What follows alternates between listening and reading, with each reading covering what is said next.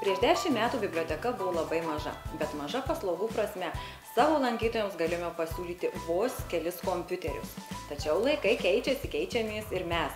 Ir atsiradus bibliotekoje multicentrui, paslaugų spektras išsiplėtė. Galėjome vaikams ir jaunimui pasiūlyti įvairias veiklas, netradicinės veiklas. Multicentre buvo įkurtos 8 interaktyvios laboratorijos, kur vaikai ir jaunimas galėjo gilinti žinias meno srityje, muzikos srityje, susipažinti su žaliosios energijos panaudojimo galimybėmis, konstruoti ir veikti dar įvairių smagių dalykų. Įkūrus multicentrą, bibliotekos ne tik prasiplėtė paslaugos, bet prasidėjo tokia kaip ir naujovė, atsirado įvairesnių renginių, edukacinių užsiėmimų įvairiomis temomis. Vaikai ir jaunimas tikrai turėjo ką veikti čia. Tačiau bėgant metams informacinės technologijos vystosi labai sparčiai. Ir tas reikalauja pokyčių tiek žmonių gyvenimuose, tiek bibliotekoje, kad būtume įdomus patys savo ir būtume įdomus kitiems. Jaunimas labai atviras naujovėms. Ir naujovėms, ypač naujovėms informacinių technologijų srityje.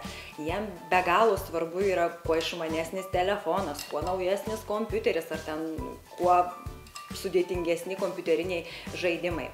Ir reikia tai priimti kaip natūralų dalyką ir reikia tiesiog atsirinkti, kokios technologijos yra naudingos ir kokias galima panaudoti kūrybiškai ir naudingai. Žinodami tokius jaunimo poreikius, mes pasinaudojome galimybę dalyvauti projekto Bibliotekos pažangai 2 konkurse ir gavome finansavimą projektui IT kartos iniciatyvos bibliotekoje, kurio tikslas skatinti jaunimo saviraišką ir panaudoti, būtent kūrybiškai panaudoti informacinės technologijas. Bibliotekoje atsirado patrauklios erdvės jaunimui, kur tikrai smagu leisti laisvalaikį, kur netgi mokytis yra visai kita atmosfera ar kažką sukurti. Ir viena iš tokių erdvių yra laisvalaikio erdvė. Joje mes turim patogius sėdmaišius, kuriuose galima ne tik smagiai pasėdėti, bet jeigu yra poreikis ir pasnausti. Turime populiarius žaidimus, stalo žaidimus, tokius kaip Alias, Dženga. Bet turbūt labiausiai didžiausio dėmesio sulaukia žaidimų konsolė Xbox. Žiauriai jaunimas įsijaučia į judesio žaidimus, į šokius, į boulingo žaidimą, teniso žaidimą. Va, tie judesio žaidimai jiem yra tikrai naujiena ir juos tikrai užkabina. Žinoma, laisvalaikio erdvėje taip pat turime sumontuotą įrangą, kur galima žiūrėti video medžiagą, filmus. Jaunimas mėgsta rinktis mūsų erdvėje, jie aptaria svarbius savo reikalus, jie dalinasi savo patirtim, tiesiog žiūri filmus, klauso muziką ir bendrauja tarpusavyje. Kartu bendraujam ir mes su jais. Ir tas mūsų bendravimas atnešė tikrai gerų rezultatų. Mes organizavome renginius tokius, kokių bibliotekoje dar niekada nebuvo. Mes išėjome į viešas erdves, kartu su jaunimu surengėm žaidimų turnyrą. Taip paįvairinti renginiai, nes jaunimas į biblioteką atnešė naujų iniciatyvų ir tokios daug jaunatviškos energijos, kurie užsikrečiam ir mes patys.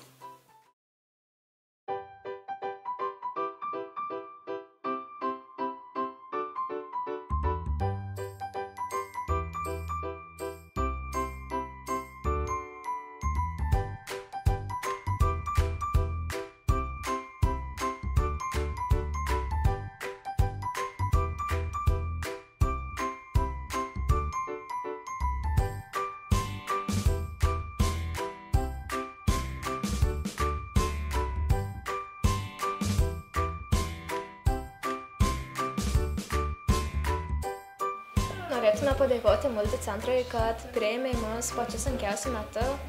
Ir čia ne tik galima vesti susirinkimus, bet ir praleisti linksmai labai laiką. Ir tai yra labai puiku, nes čia begalė žaidimų, daug pasirinkimų.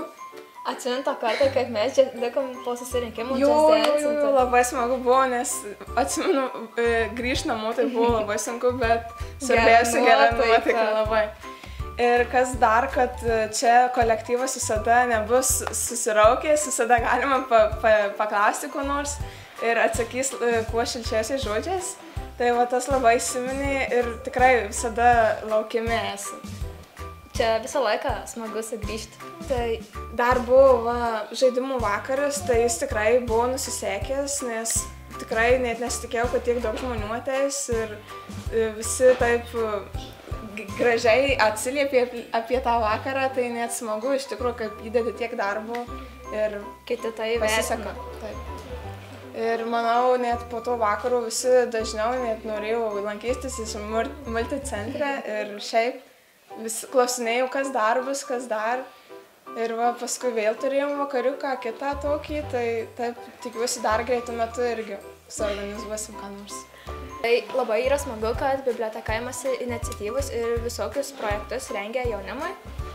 Ir be tų projektų pagalbos net, manau, niekas ir nevyktų. Tai smagiausia, kad apsiima, kaip sako. Ir galbūt jaunimas daugiau sužino apie tai, kas čia vyksta. Ir labiau nori užsukti. Taip.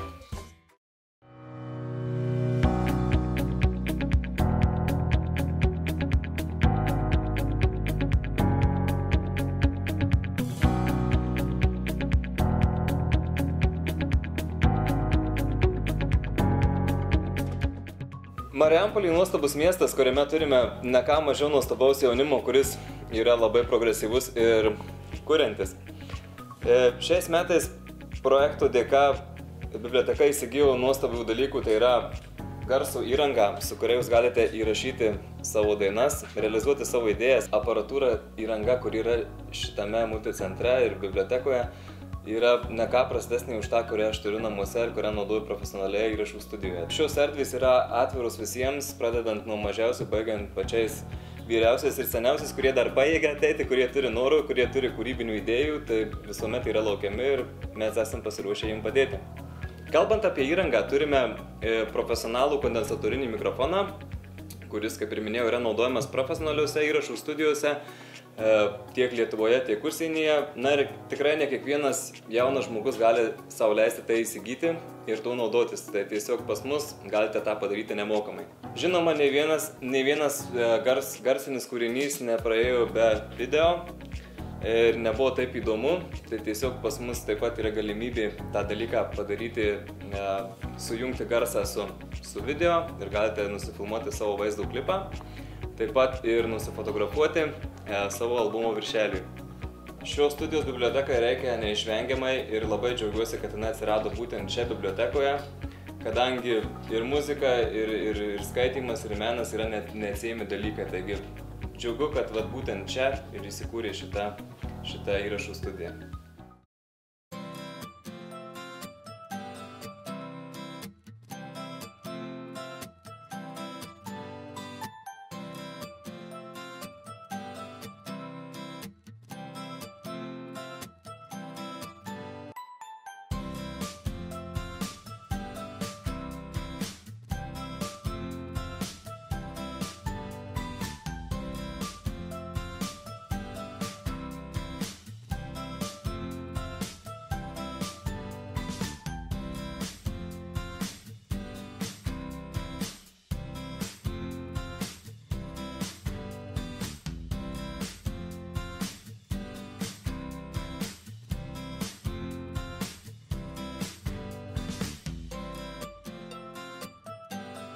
Šiandien fotografijai persikėlus į skaitmeninę erdvę vis mažiau daroma spausdintų nuotraukų. Mūsų bibliotekoje įgyvendinus projektą atsirado galimybė ne tik išmokti fotografuoti ar gilinti fotografijos žinias, bet ir redaguoti nuotraukas, jas atsispausdinti ir be abejo surengti savo kūrybos darbų parodas. Ir šią galimybę pasinaudojo ne vienas jaunas žmogus ir Vaikų edukacijos ir laisvalaikio centre įkurtoje ekspozicijų zonoje čia surengė savo kūrybos darbų parodą. Ir manome, kad tai jiems yra labai svarbu pristatyti savo kūrybą, būti pastebėtiems, įvertintiems savo draugų, bendraminčių. Tikimės, kad čia surengta pirmoji paroda gali tapti ir pirmojų žingsnių į profesionalios fotografijos pasaulį.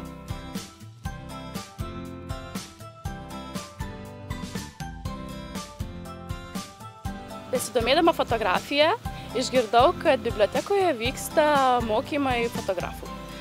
Buvo labai įdomu, nes kiekvieną kartą eidamas į vis naujus dalykus ir į vis naujus mokymus, tu sužinai kažką naujo. Todėl pati pirma čiupau už telefono ir paskambinau, kad galėčiau įsiregistruoti ir pasimokyti kažko naujo, kad tiesiog susitikti su naujais žmonėm, lektoriais, mokytojais ir taip pat geriau galėčiau pažinti biblioteką. Atvykusi į biblioteką pamačiau daug naujos įrangos.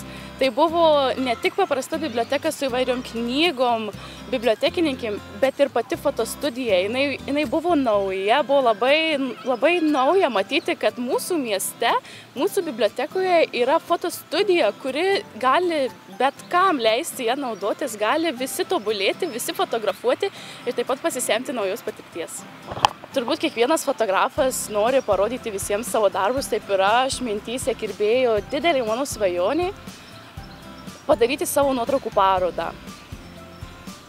Baigusi mokymus sulaukiau nuostabaus pasiūlymo, kad galėčiau tiesiog eksponuoti savo darbus, parodyti juos visiems nemokamai. Taigi bibliotekoje pirmą kartą atidariau savo parodą, susilaukiau daug žmonių dėmesio, visiems patiko, aš taip pat buvau labai laiminga, kad daugiau žmonių išvydo mano darbus. Aš manau, kad Marijampolei reikia tokių erdvių, kad jaunimas galėtų parodyti savo kūrybą, savo darbus, galėtų atsiskleisti visom savo pusėm, kad kiekvienas galėtų tiesiog daryti tai, kas jam patinka ir kad kiti matytų, kokius nuostabius darbus kuria mūsų jaunimas. Fotografija yra puikus saviraiškos būdas, jaunimas mėgsta fotografuotis, fotografuoja savo pomėgius, laisvalaikį, jie parodo savo pasaulėžiūrą, tai ką veikia, ypač tai madinga daryti socialiniuose tinkluose. Norėdami būti arčiau jaunimo, mes taip pat sukūrėme savo paskyrą socialiniuose tinkluose, Facebook, Instagram, YouTube.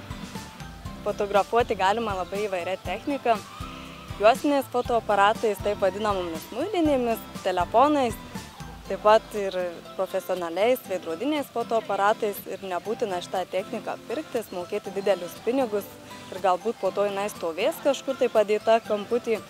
Bibliotekoje yra labai puikia galimybė pabandyti, išmėginti šią techniką ir nuspręsti, ar tikrai jums jos reikia.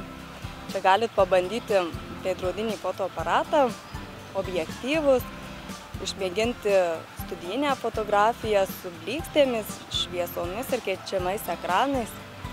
Fotoaparatą prijungus prie kompiuterio iš karto galima matyti nuotraukas, prireikusias galime redaguoti.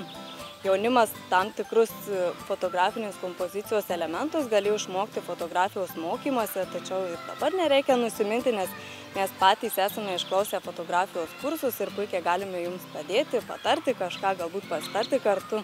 Labai džiaugiuosi, kad pas mus į biblioteką ateina jauni fotografai, jauni menininkai, kurie čia gali įgyvendinti savo beprotiškas idėjas. Mūsų fotostudijoje skraido plunksnos, veikia dūmų mašinos, jie atsineša ir ventiliatorius, pasileidžia, taip gimsta unikalios fotografijos.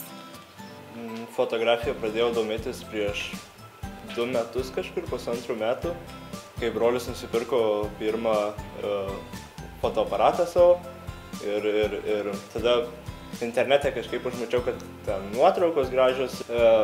Pradėjau fotografuoti landscape'us, tai yra tiesiog vaizdus, visokius gamtos vaizdus, miestą ir dar nefotkinau žmonių.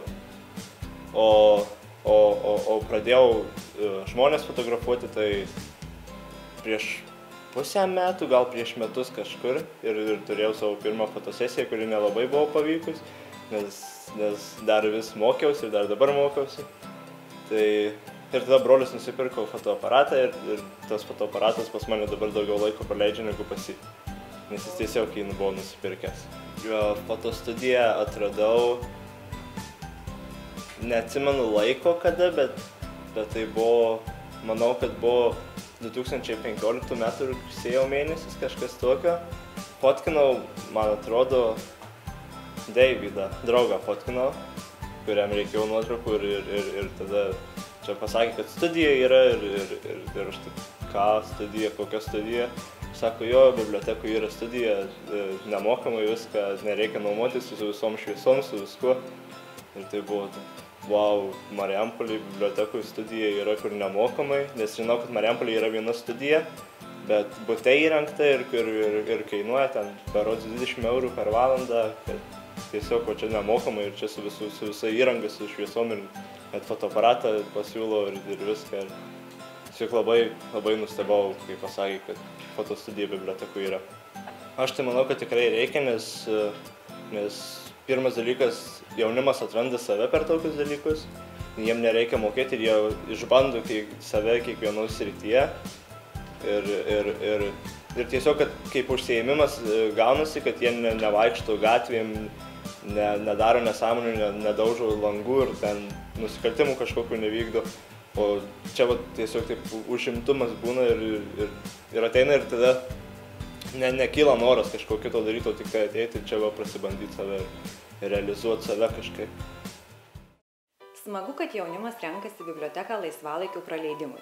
Bet dar yra smagiau, kad čia gimsta nauji projektai, tikrai gyveninamos beprotiškiausios idėjos. Ir kad visas naujoves mes išmanytume, turėjome mokytis. Tiek jaunimas mokėsi ir kartu su jaunimu mokėmės mes, bibliotekos darbuotojai.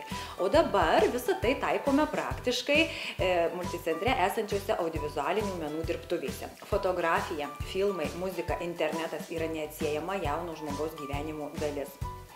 Turėdami pakankamai žinių, turėdami pakankamai įgūdžių, jauni žmonės tampa komunikabilesni, labiau savim pasitiki ir tiesiog gali geriau atskleisti save.